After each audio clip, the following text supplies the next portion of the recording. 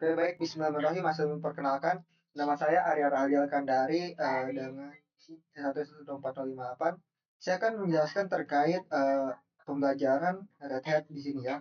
Di sini kita akan langsung masuk saja di Red Hat-nya, tapi saya akan mencoba menggunakan Chrome di sini karena di sini gunanya untuk mentranslate. Nah, perkenalan ada di sini perkenalan, introduction.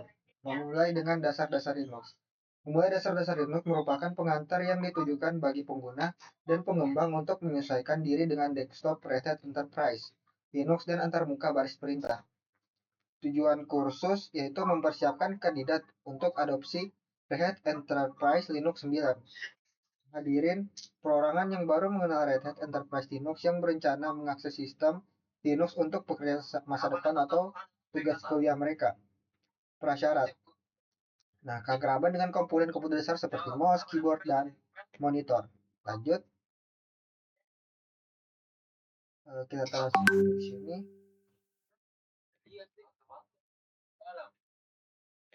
Nah, di sini ada apa? Semacam gambar lingkungan kelasnya. Di sini ada internet dan facility network, ada classroom content materials, ada classroom network, ada bastion, ada student network, ada workstation, ada server, dan di gambar satu itu lingkungan kelas. Dalam mata kuliah ini, sistem komputer utama untuk kegiatan pembelajaran langsung adalah workstation. Nah, mahasiswa juga menggunakan mesin lain untuk kegiatan ini server. Kedua sistem tersebut berada dalam labexample.com domain DNS. Nah, semua sistem komputer siswa memiliki akun pengguna standar atau student yang menggunakan kata sandi atau student root. Nah, kata sandi pengguna di semua sistem siswa tabel adalah Red Hat. Nah, di sini ada contoh tabel 1 yang dimana nama mesin, alamat IP, dan peran. Nah, fungsi utama mesin ini adalah sebagai router antara jaringan yang menghubungkan mesin-mesin siswa dengan jaringan di kelas. Jika base station mesin mati, maka mesin-mesin siswa lain hanya dapat mengakses sistem yang berada di jaringan siswa masing-masing. Nah, beberapa sistem di ruang kelas menyediakan layanan pendukung seperti dua server, Cotton Example.com dan Material Example.com. Nah, merupakan sumber perangkat dan materi laboratorium dan praktikum. Informasi tentang cara menggunakan server ini tersedia dalam instruksi untuk kegiatan tersebut atau workstation. Nah, mesin virtual menyediakan kegiatan ini. Bank mesin classroom dan base station harus selalu berjalan agar lingkungan laboratorium dapat digunakan dengan baik. Ini catatan. Saat masuk ke server, Anda mungkin lihat pesan tentang aktivasi Coklit konsol web atau aplikasi pesan berikut. Nah, di sini ada beberapa contoh gambar tabelnya. Di sini kita bisa lihat ada mengontrol mesin virtual. Ini tabel 2 ada status mesin. Status mesin virtual itu bangunan. Nah, status mesin virtual ini ada 3, ada bangunan aktif, berhenti, dan keterangan. Nah, keterangan yaitu mesin virtual sedang dibuat, atau kalau misalnya aktif yaitu mesin virtual sedang berjalan dan tersedia. Atau jika baru saja dimulai, layanannya mungkin masih aktif. Dan berhenti itu mesin virtual dimatikan sepenuhnya. Saat dinyalakan, mesin virtual akan melakukan booting ke kondisi yang sama seperti sebelum dimatikan. Kondisi disk tetap dipertahankan. Tabel 3, tindakan kelas. Tombol atau tindakan di sini ada 1, 2, 3, 4, 5, 6. Ada 6 kolom, nah ada 6 tabel yang dimana keterangan itu masing-masing berbeda. Yang pertama itu membuat. Nah, buat ruang kelas, role. Nah, membuat dan memulai semua mesin virtual yang dibutuhkan untuk ruang kelas ini. Proses pembuatan dapat memakan waktu beberapa menit. Menciptakan. Mesin virtual class role sedang dibuat. Membuat dan menjalankan semua mesin virtual yang dibutuhkan untuk kelas ini. Proses pembuatan dapat memakan waktu beberapa menit. Menghapus atau hapus class role. Hancurkan semua mesin virtual di kelas. Semua pekerjaan yang tersimpan di disk sistem akan hilang. Awal. Jalankan semua mesin virtual di kelas. Memulai. Semua mesin virtual di kelas sedang menyala. Dan berarti adalah hentikan semua mesin virtual di kelas. Di sini ada beberapa tabel. Kita langsung lihat saja. Nah,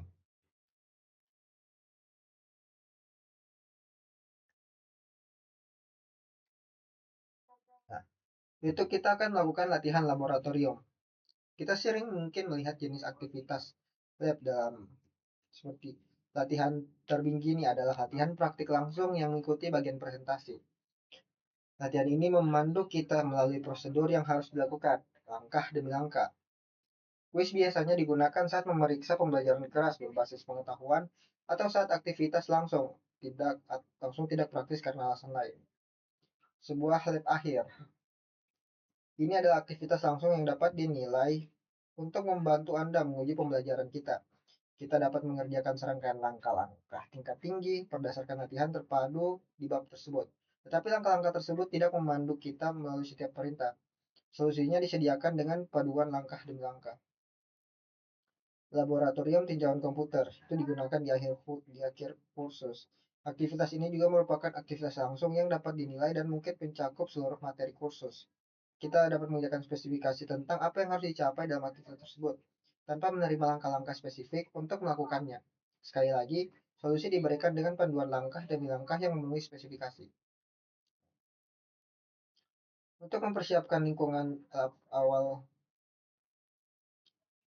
awal di setiap aktivitas praktik, jalankan lab start, perintah dan nama aktivitas yang ditentukan dalam instruksi aktivitas.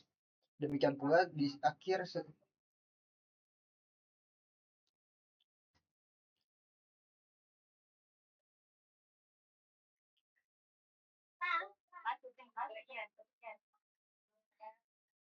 ada start, ada grade atau finish. Nah, start itu tindakan selalu memverifikasi sumber daya yang diperlukan untuk memulai latihan. Tindakan ini dapat mencakup mengonfigurasi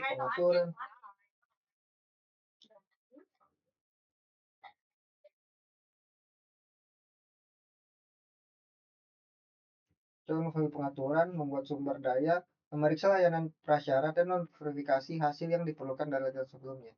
Kita dapat melakukan latihan kapan saja, bahkan tanpa melakukan latihan sebelumnya. Nilai atau grade. Nah, untuk aktivitas yang dapat dinilai atau grade, tindakan tersebut mengarahkan lab atau perintah untuk mengevaluasi pekerjaan kita. Kita dapat menampilkan daftar kriteria penilaian dengan status pas atau fail untuk masing-masing kriteria. Untuk mencapai pas status untuk semua kriteria, perbaiki kegagalan dan jalankan kembali ke tindakan tersebut dan menyelesaikan. Tindakan ini finish membersihkan sumber daya dan kefinangan latihan.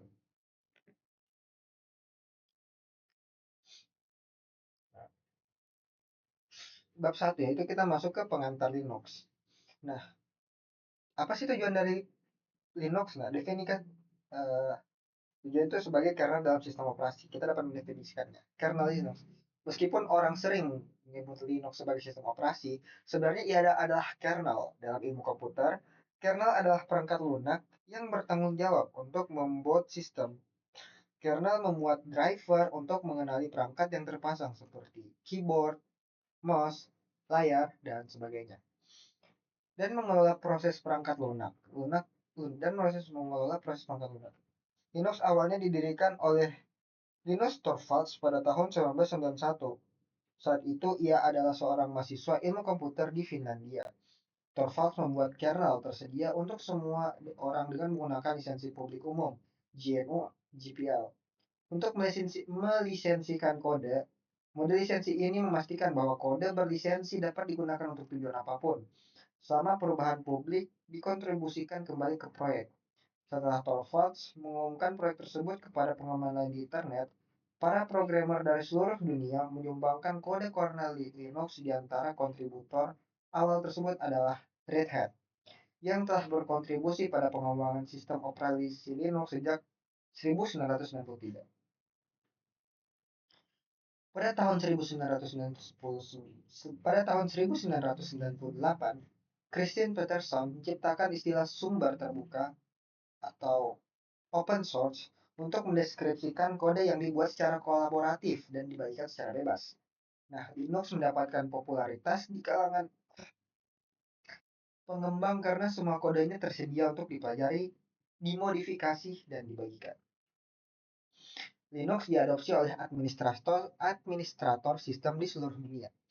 Kernel Linux yang dikombinasikan dengan aplikasi yang ditulis oleh proyek GNU, not Unix atau GNU, mirip dengan sistem operasi server Unix yang ada, tetapi berjalan pada perangkat keras komoditas. Saat ini Linux tersedia bagi siapapun yang ingin menjalankannya. dan bagi pengembang manapun yang ingin membangunkannya. Linux umum digunakan di server, cloud, desktop, dan laptop, serta perangkat konsumer seperti Android, Chromebook, dan Steam Deck. Nah, adapun tujuan kernel. Ketika kita menyalakan komputer, sebuah chip pada motherboard yang dimuat dengan firmware mencari hard drive yang berisi aplikasi, disebut pemuat boot. Bootloader adalah perangkat lunak yang memuat kode sistem operasi ke dalam memori untuk dieksekusi.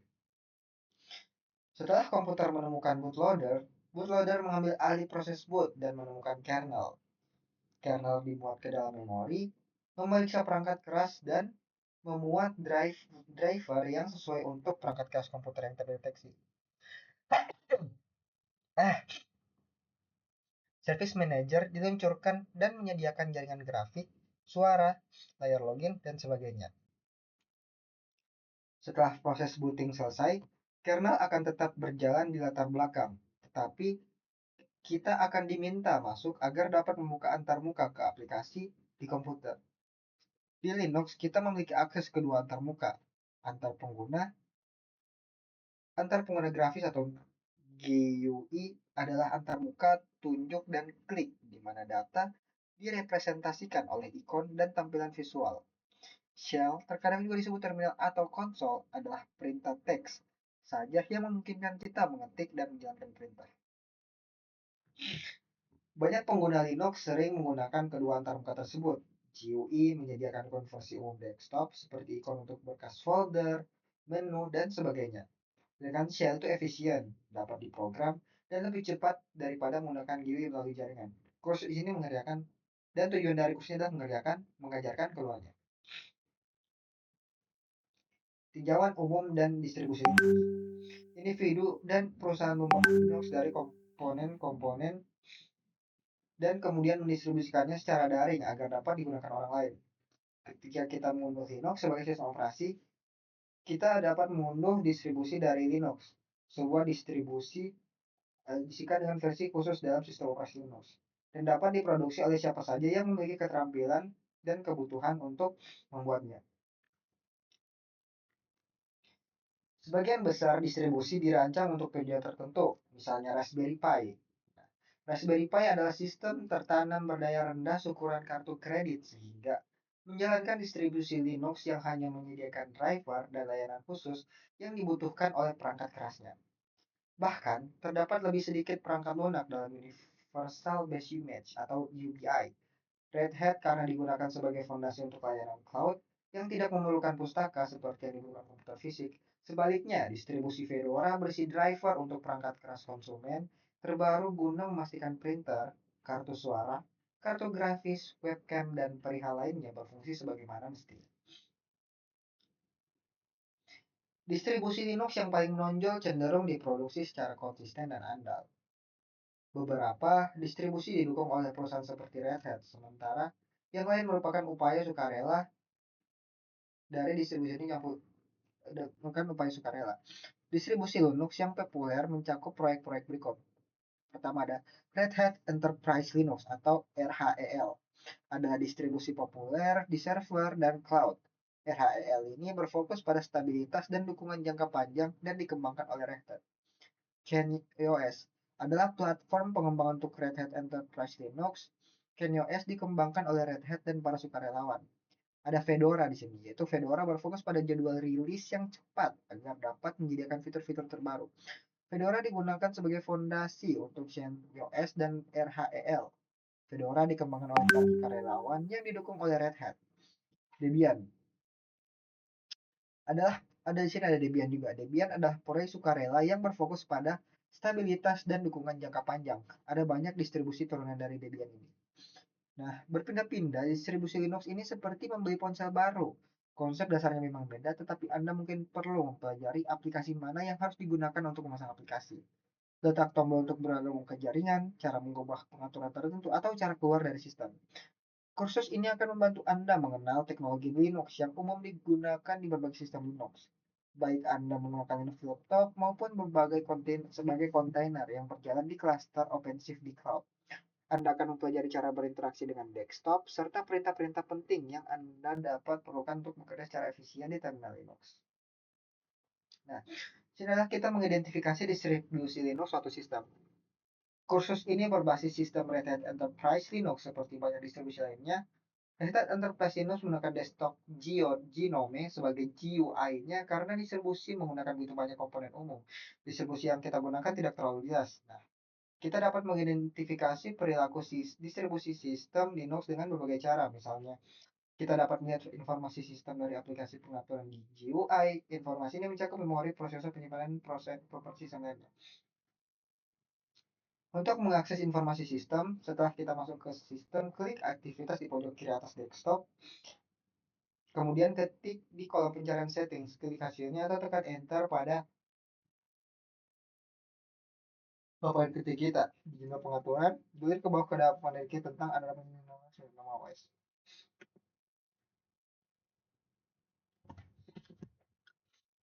Nah, di sini kita langsung masuk saja. Di sini ada. Nah, ini adalah yang terbaru dari distribusi Linux. Nah, sebagai si student, kita pengguna workstation mesti menggunakan perintah untuk mempersiapkan lingkungan Anda ini untuk memastikan bahwa semua sumber daya yang diperlukan tersedia. Klik aktivitas settings di pojok kiri desktop Anda, terus klik Windows di logo. Kemudian di komputer klik pengaturan lalu tekan enter di papan ketik Anda.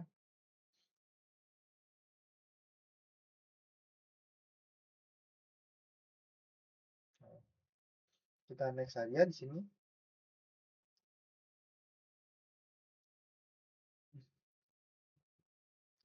Kita beralih klik aktivitas ketik setting pengaturan. Oke, kita ke sini klik setting. Oke. Settings.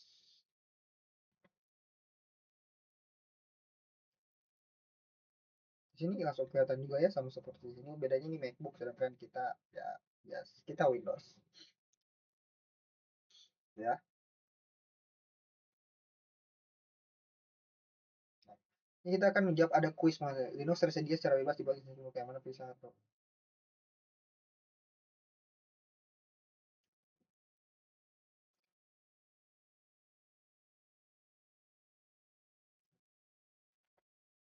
D. Kemudian yang satu. Karena berdengar satu yang sebelum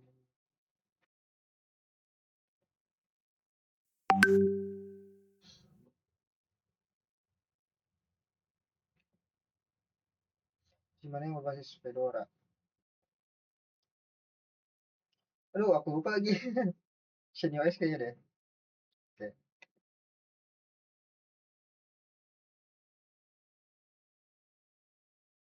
Nah, sini kita dapat ringkasan. Kita sudah dapat ringkasan di sini bahwa pertama, Linux adalah proyek sumber terbuka yang berarti kodenya tersedia untuk dipelajari, dimodifikasi, dan dibagikan. Nah, Linux juga banyak digunakan dalam infrastruktur cloud, desktop, dan laptop, serta perangkat konsumen.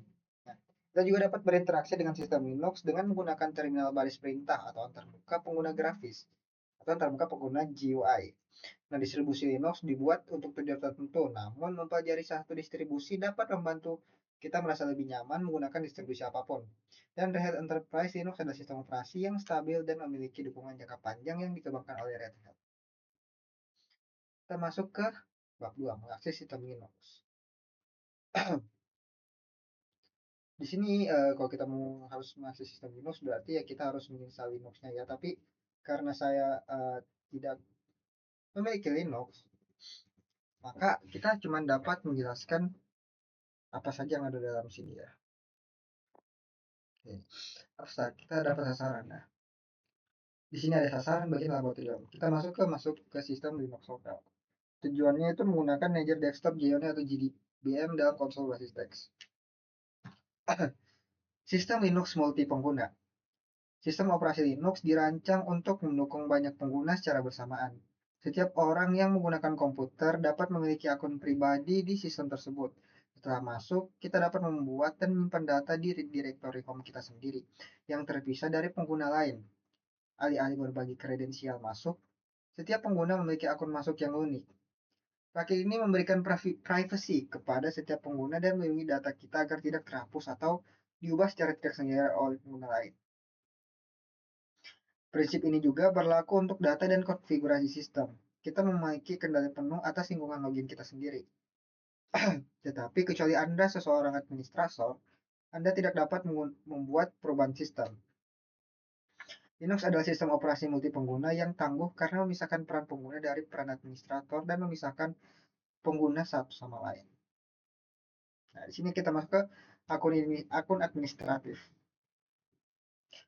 Pengguna root adalah akun pertama di sistem Linux. Pengguna ini juga dikenal sebagai pengguna super atau administrator. Pengguna root tidak ditujukan untuk pengguna rutin karena tidak memiliki batasan untuk mengubah atau bahkan menghapus konfigurasi sistem penting. Karena alasan ini, banyak distribusi tidak menetapkan kata sandi untuk root pengguna yang secara efektif mengunci akun. Selama instalasi Linux, akun pengguna normal dibuat untuk setiap pengguna baru. Akun pengguna normal juga disebut tidak memiliki hak istimewa atau standar akun-akun. Ini memiliki tingkat akses terbatas karena tingkat absennya yang terbatas. Akun-akun tanpa hak istimewa ini diizinkan untuk mengubah pengaturan pribadi, tetapi modifikasi di seluruh sistem dibatasi. Namun pengguna standar dapat diberikan akses ke alat ekskalasi hak istimewa juga untuk memungkinkan pengguna mereka melakukan perubahan tertentu yang biasanya hanya root dapat dilakukan oleh pengguna tersebut. Nah, sekarang kita masuk ke sistem Linux. Selama bertahun-tahun, Linux telah mengembangkan berbagai lingkungan untuk berinteraksi dengan sistem. Akibatnya terdapat pula berbagai metode untuk masuk, misalnya stasiun kerja pribadi menggunakan lingkungan grafis, tetapi komputer awam mungkin hanya menggunakan antarmuka teks. Mempelajari berbagai cara untuk masuk ke Linux sangat membantu karena sistem Linux tersedia secara luas dan dalam komputasi modern dan menggunakan berbagai lingkungan untuk berinteraksi dengan sistem. Nah, konsol Linux. Nah, konsol ini menghibur adalah perangkat tampilan yang digunakan sistem Linux untuk mencetak pesan dan pengguna dapat memasukkan teks. Konsol adalah lingkungan default jika sistem tidak memiliki lingkungan grafis yang terpasang. Setelah sistem selesai booting, konsol menyediakan antarmuka teks yang meminta nama pengguna dan kata sandi. Interaksi dengan konsol terbatas karena konsol memerlukan perangkat tampilan. Tetapi kita tidak dapat menjalankan aplikasi grafis. Kita hanya dapat berinteraksi dengan konsol dan memberikan input teks. Nah, di sini ada contohnya from konsol di Linux. Menggunakan konsol mungkin juga memerlukan perangkat lunak dan konfigurasi tambahan saat bekerja dengan sistem jarak jauh. Misalnya lingkungan lab kelas untuk kursus ini menggunakan mesin virtual atau VM yang kita akses melalui komputasi jaringan, virtual VNC atau koneksi. VNC adalah perangkat lunak berbagi layar yang digunakan untuk mengendalikan sistem dari jarak jauh. Koneksi VNC ke ruang kelas memungkinkan kita mengakses konsol Linux. Saat menggunakan VNC, terdapat sedikit penundaan pada pengetikan dan pergerakan mouse, karena tidak berinteraksi secara fisik dengan sistem operasi. Perilaku ini menjadi salah satu alasan mengapa banyak administrator sistem lebih suka masuk ke komputer Linux menggunakan antarmuka teks saja yang minimal saat bekerja dengan sistem jarak jauh. Menggunakan antarmuka teks saja lebih cepat karena lebih sedikit data yang dikirim bolak-balik. Lingkungan desktop grafis Genome. Nah, Linux juga menawarkan antarmuka grafis untuk berinteraksi dengan sistem. Linux menggunakan Genome untuk menyediakan lingkungan grafis bagi pengguna. Genome adalah lingkungan desktop sumber terbuka yang dirancang untuk Linux dan sistem operasi mirip Unix lainnya. Genome mengikuti konvensi yang sama dengan sistem operasi lain yang menggunakan sistem windowing. Setelah komputer Linux memiliki lingkungan desktop grafis terpasang, komputer akan menampilkan layar login. Nah, ini adalah manajer tampilan Genome atau GDN, layanan sistem yang menangani login dan autentikasi pengguna.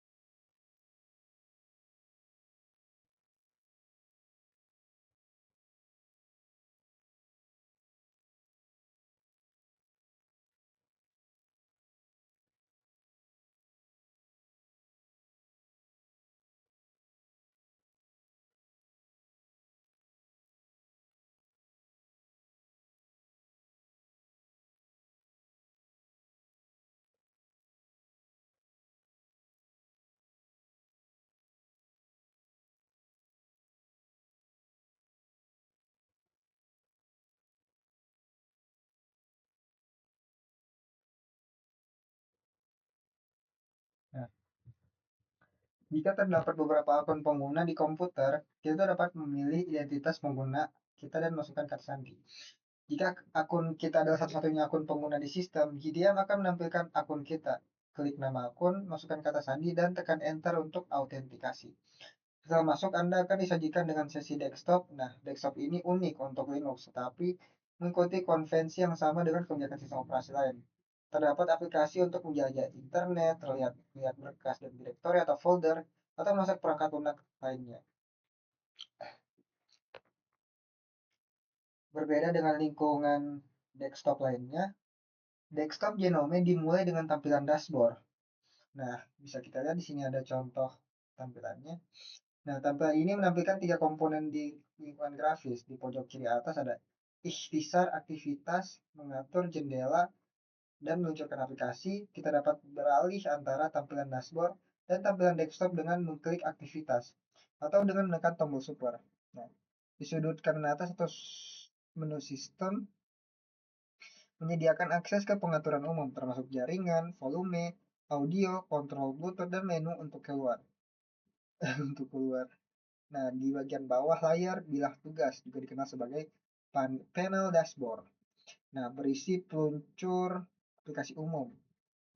Klik ikon skisi untuk melihat semua aplikasi yang terlinkar di sistem. Konsol administrasi berbasis web. Di Linux, praktik terbaiknya adalah membatasi akses pengguna ke hanya ke sumber daya yang diperlukan untuk menyelesaikan tugas. Demikian pula mungkin ada skenario di mana akses ke mesin dibatasi karena alasan keamanan. Namun, komunikasi HTTP sering kali diaktifkan dan tersedia secara luas. Dalam skenario ini, kita dapat menggunakan konsol administrasi berbasis web bernama Cockpit. Nah, Cockpit adalah alat administrasi dengan modul untuk berinteraksi dengan sistem yang mendasarinya. Cockpit disponsori oleh Red Hat dan terinstall secara default banyak di distribusi Linux. Cockpit menggunakan akun pengguna yang Anda untuk mengautentikasi dan membuat sesi sebagai pengguna yang login. Jika Anda login sebagai pengguna tanpa hak istimewa, atau pengguna Anda tidak memiliki hak eskalasi beberapa tugas dan akan dibatasi, tetapi kita dapat melihat informasi sistem, memperoleh kata sandi, dan menginstal aplikasi dan sebagainya. Untuk masuk ke Cockpit, buka pemrograman web dan navigasikan ke HTTP localhost 1990 atau situs web localhost string tersebut memerintahkan peramban web untuk mencari layanan di komputer lokal dan 9090 string tersebut memerintahkan peramban web untuk mencari layanan di portal 9090. Peramban menampilkan peringatan sertifikat karena kokpit menggunakan sertifikat yang ditandatangani sendiri. Konfirmasikan penyelenggaraan keamanan dan autentikasi dengan menggunakan nama pengguna dan kata sandi Anda.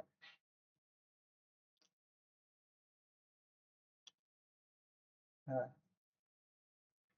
sini ada latihan terpadu untuk masuk ke sistem Linux lokal.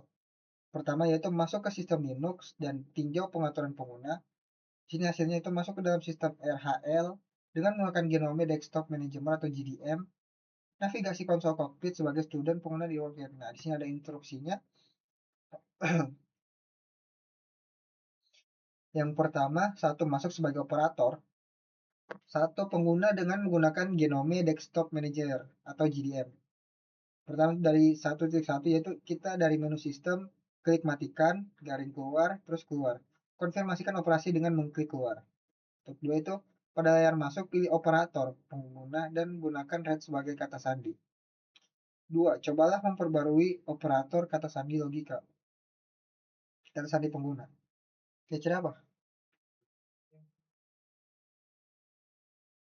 Ada. Nah, ada. Apa tuh?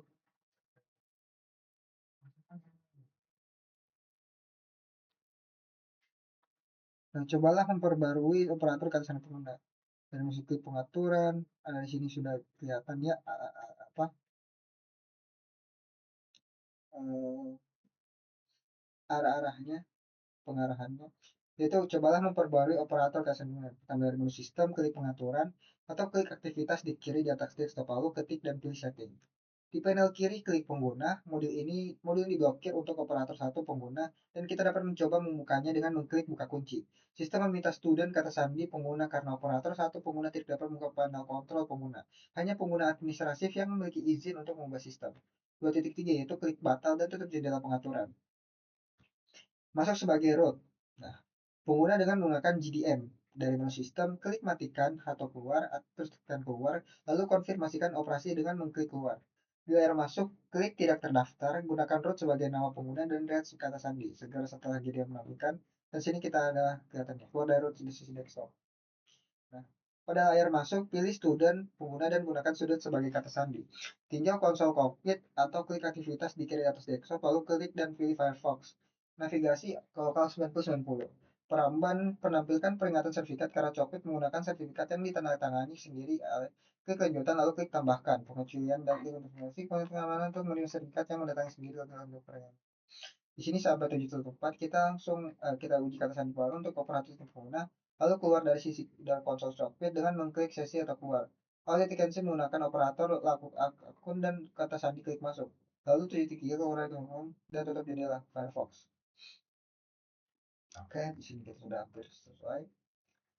Uh, Sini ada langkah-langkahnya dan mungkin itu saja dulu yang bisa saya sampaikan pada materi kali ini.